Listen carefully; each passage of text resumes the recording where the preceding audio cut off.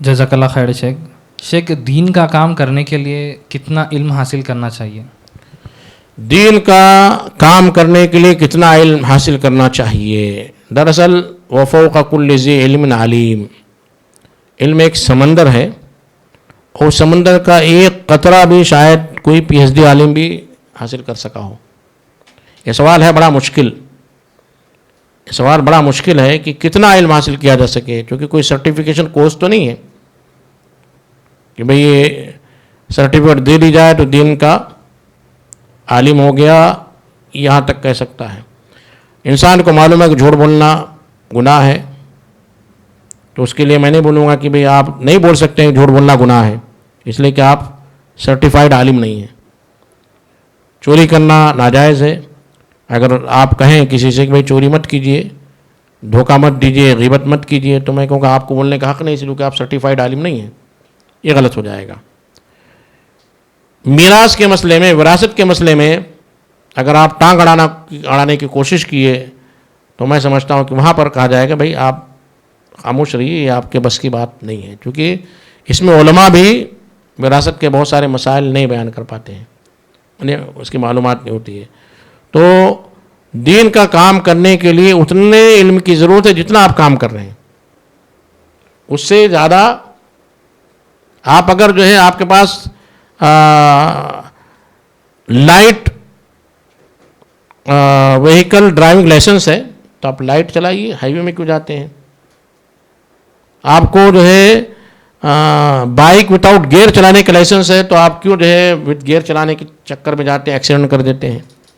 جتنی معلومات ہے اسی معلومات پر جو ہے آپ جو ہے دین کی تبلیغ کریں، اس سے زیادہ اچھلنے کودنے کی کوشش کریں گے تو آپ کا ہاتھ پیر تو ٹوٹے گا ہی اور سامنے والوں کو بھی نقصان ہوگا۔ اور یہ کہنا ہے کہ دین کی تبلیغ کرنے کے لیے باقاعدہ سرٹیفائیڈ عالم ہونا ہے، کسی مدرسے سے فارغ ہونا ہے، پی ایچ ڈی ہونا ہے، فلاں ہونا ہے، یہ بھی ایک طرح کی زیادتی ہے، ورنہ پھر کیا ہوگا؟ کچھ ہی لوگ دین کا کام کر پائیں گے۔ تو جتنی نالج ہے اس نالج کو سامنے رکھتے ہوئے آپ کو دین کا کام کرنا، دوسری فیلڈ میں نہیں جانا ہے۔ آپ دیکھیں گے دنیا کے معاملات میں بھی سپر اسپیشلٹی ڈاکٹرز ہوتے ہیں، تو M B B S doctor refer کرتے ہیں کہ بھئی آنکھ کا معاملہ ہے تو آپ آنکھ کے ڈاکٹر کے پاس جائیے، یہ جو کان کا معاملہ ہے ای این ٹی کے پاس جائیے، ایسا ہوتا ہے۔ یہاں تک کہ آپ کے باڈی میں جتنے بھی آرگنز ہیں، ہر آرگنز کے سپر اسپیشلٹی ڈاکٹرز ہوتے ہیں۔ دین کے معاملے میں بھی ایسے ہی ہونا چاہیے۔ بیسک نالج تو ضروری ہے، عقیدے کی، حدیث کی، قرآن کی، اور جتنی نالج ہے اس کے حساب سے آپ کو دین کی تبلیغ کرنی ہے۔ دوسرے فیلڈ میں آپ جو ہے کودنے کی کوشش کریں گے تو یہاں پر جا کر جو ہے تباہی اور بربادی آ سکتی ہے۔ اسی تعلق سے میرا ایک اور سوال ہے شیخ کہ جمعہ خطبہ اور بیان کرنے کے لیے کتنا علم ہونا چاہیے؟ جمعہ خطبہ اور یہ سارے سوالات جو ہے بڑے ڈینجر موڈ میں، ڈینجر زون میں داخل ہو رہے ہیں۔ دراصل دیکھیے اللہ کے نبی کریم صلی اللہ علیہ وسلم کی جو حدیث ہے اس حدیث کو سامنے رکھتے ہوئے آپ سمجھ لیجئے کہ اللہ کے نبی کریم صلی اللہ علیہ وسلم فرمایا کہ امامت کا حقدار کون ہے؟ اقرأہم لکتاب اللہ، جو اللہ کی کتاب کو سب سے زیادہ پڑھنے والا ہو۔ پہلے دور میں جو اللہ کی کتاب کو پڑھتے تھے سمجھنے والے بھی تھے۔ امامت کا حقدار وہ ہے جو اللہ کی کتاب کو سب سے زیادہ پڑھنے والا ہو، چونکہ پہلے جو پڑھتے تھے اس کو سمجھتے بھی تھے۔ تو اب جو ہے اس کی تفسیر میں کہا جاتا ہے افقہہم لکتاب اللہ، جو اللہ کی کتاب کو سب سے زیادہ سمجھنے والا ہو۔ پھر اگر سب برابر ہیں تو بتایا گیا کہ ایسا ہو جو سب سے پہلے اسلام لایا ہو، پھر اگر سب ایک ساتھ اسلام لایا ہو تو اس میں جو پہلے ہجرت کیا ہو، پھر اگر سب ہجرت میں برابر ہوں تو کہا گیا کہ جو عمر میں زیادہ ہو۔ تو یہ اسٹیپس بیان کیے گئے ہیں، یہ اسٹیپس ہیں۔ تو امامت اور خطابت یہ دونوں ایک ہی زون میں آتا ہے، بلکہ امامت کا معاملہ تھوڑا سا ہلکا ہے کیونکہ اس میں آپ کسی کو گائیڈ نہیں کر رہے ہیں۔ خطابت تو اس سے ڈینجر زون میں آتا ہے، اس سے ڈینجر زون میں آتا ہے۔ تو میں جہاں تک سمجھتا ہوں کہ امامت اور خطابت کے حقدار وہی لوگ ہیں جو اللہ کی کتاب کو سب سے زیادہ سمجھنے والے ہیں.